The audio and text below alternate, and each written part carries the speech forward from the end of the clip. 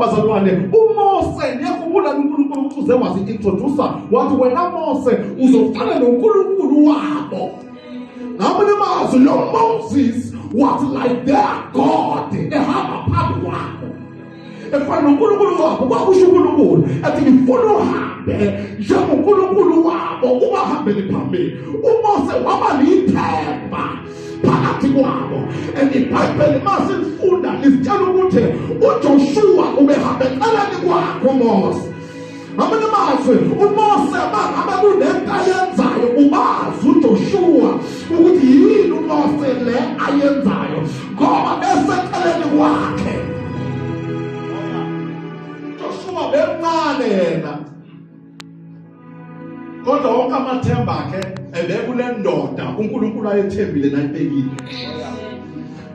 Kanti kuzokwenzeka inkinga ekuhambeni kwesikhathi indoda ethethe uNkulunkulu ngedirection nange-destination ivele ife before speaking asiyakhona. Can you imagine ukuthi kufa umuntu ophethe into yalasiyakhona, kufa umuntu ophethe information yalasiyakhona, kufa umuntu ophethe ama-miracles kade vele ekhuluma noNkulunkulu masinenkinga sikhala kuye kwavele kwafa the same person esikhala kuye safelwa umuntu ebesimethemba. Le ndoda uJoshua ibinethemba lokuthi uma nje kusakhona uMose okusho ukuthi la siyakhona sizofika.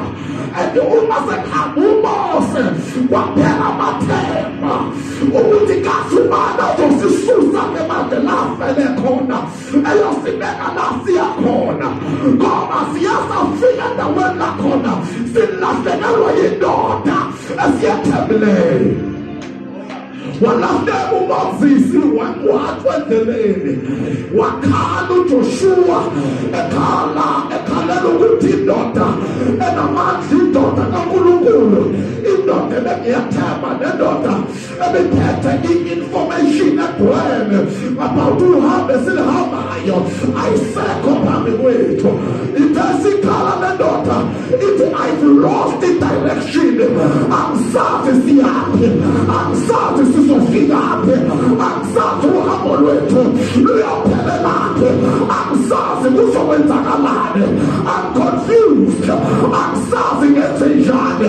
Umuntu obenza sense is no more. Ithemba laphela, amandla aphela, inyembezi zabanike. Kwasho ukuthi ayisekho indlela yaphambili. Yahlala phansi le ndoda yakhala yathi mama senze njani-ke ngoku. Uthe sakhala uJoshua kwafika uNkulunkulu kuye. Into engiyithandayo uthi mafika uNkulunkulu kuJoshua uthi uJoshua my servant Moses is dead.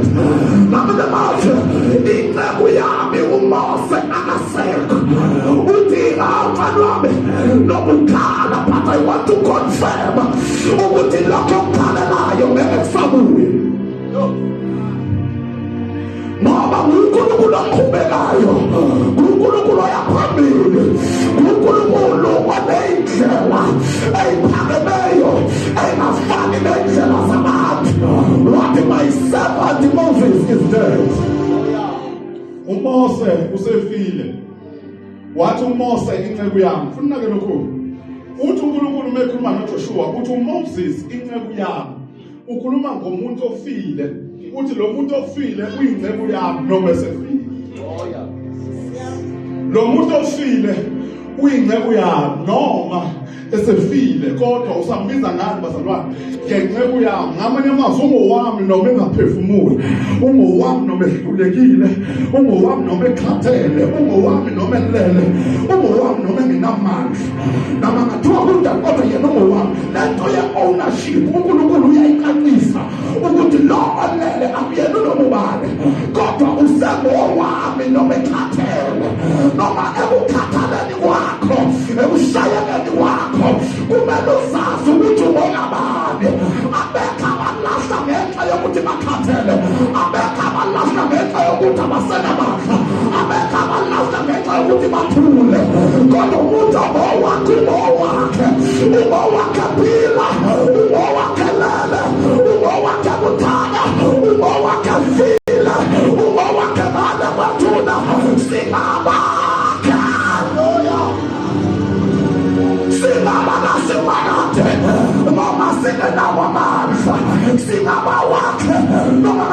asinamali kodwa singamakhe asichazwa esinakho asichazwa amandla ethu asichazwa ukuthi sinane sichazwa ukuthi singabe gama lakhe.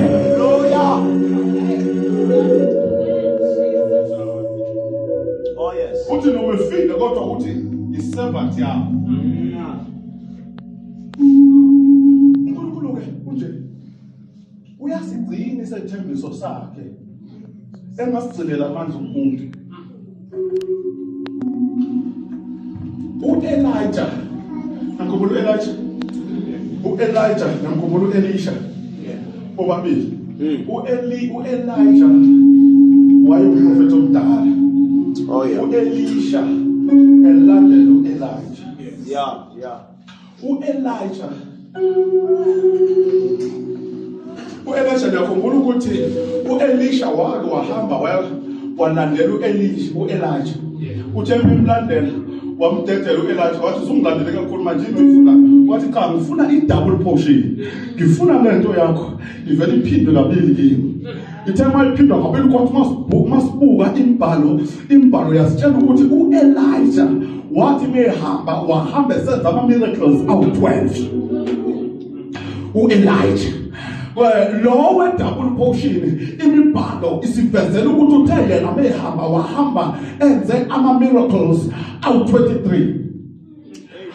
Uthe mehamba ethi u-Elisha uhambe enze 23 kodwa wayithenjiswe i-double portion. Kwathiwa uyayithola futhi ngempela wayithola. Kodwa ke lithi iBhayibheli wathi mehamba wahambe enze only 23 miracles. Kanti one day kusazokwenzeka esefile u-Elisha. Noma ngathiwa wena unamandla kangakanani kodwa uthembekile othembisayo. Akayi ngamandla nawo akayi ngezinto nazo uya ngokwesethembiso sezilakhe.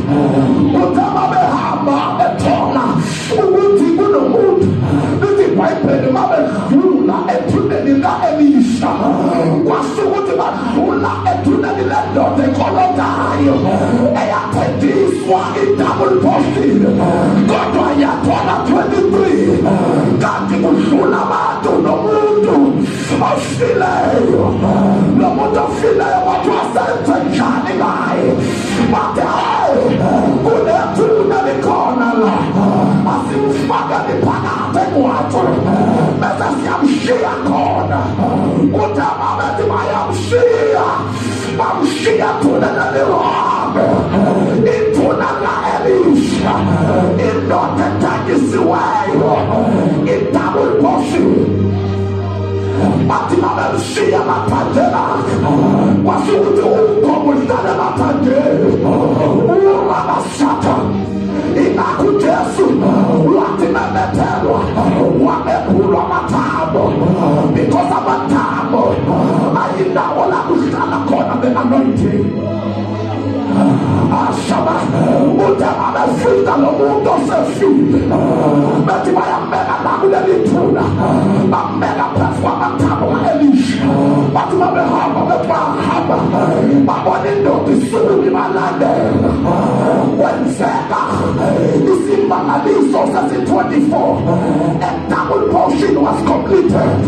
Ngenxa yokuthi uJehova othembekeleyo akosali amalawi uyathembeka othembisayo. Uyena izolo uyena namhlanje yaba kusebe phakade akancike amandleni akho. His name is Jehovah. His name is Jehovah.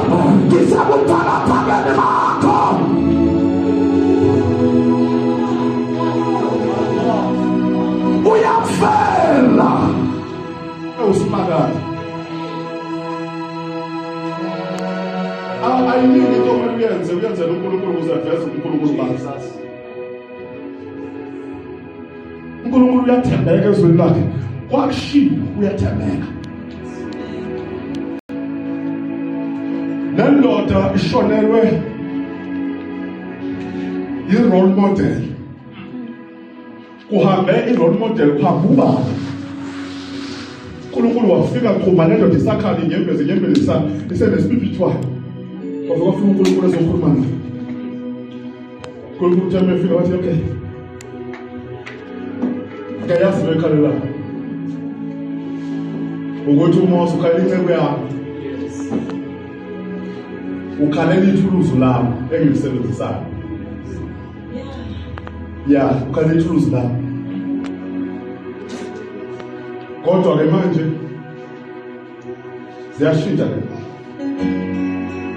Sikhumba kuwe ukuthi wena usuzokwazi ubefuna umuntu ozokwazi ukumsiza.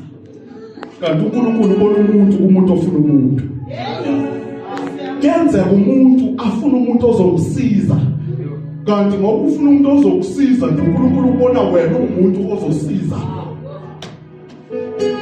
Lensizwa ngoba ikhala ukuthi ngeke samthola umuntu ozosiza. Kanti kukhale umuntu vele okuwuye ozosiza. Angazi ukuthi bangako babukayo wena njengabantu abangakwazi ukukusiza. Kanti uNkulunkulu ubona wena njengomuntu ozosiza. Le ndoda ekhalayo ikhala ndibuthakathaka ukuthi right now there is no one that can help me. Akekho ozosusa la, akekho ozosiza la. Ikhalela ukuthi uNkulunkulu we need someone. Kanti someone uwe.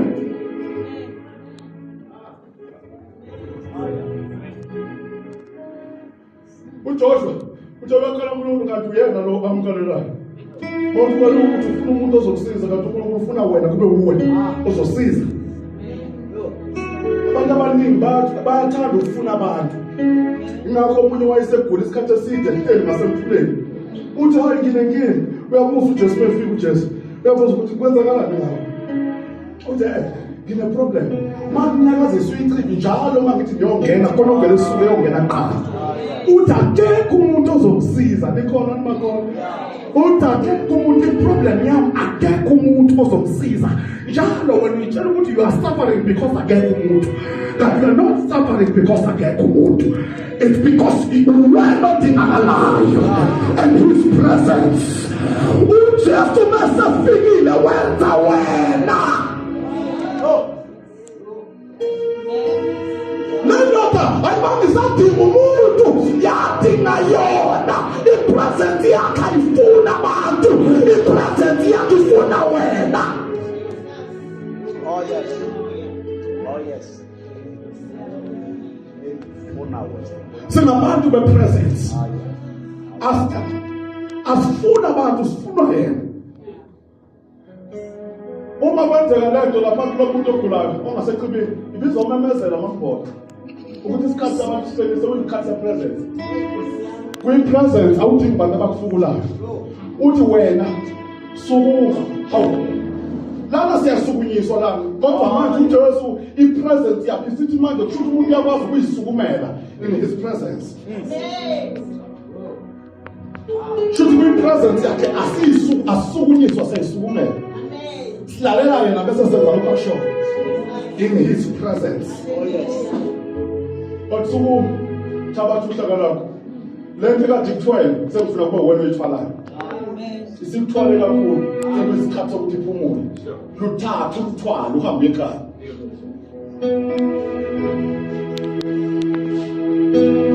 uNkulunkulu ufike ekhaya uJoshua. Bathi silahlekelwe yini? Bese ufike uNkulunkulu uthi ngizokwenza wena. Kuhole laba bantu umnika ifu labantu angabazi nathi. Yeah. Uyazi ukuthi kunabantu abasemva kwakho njengoNkulunkulu akuthembile nje. Nikhona uzolindlela. Kunabantu abasemva kwakho. Kunabantu abadileyayo ngesikhathi uyidileya.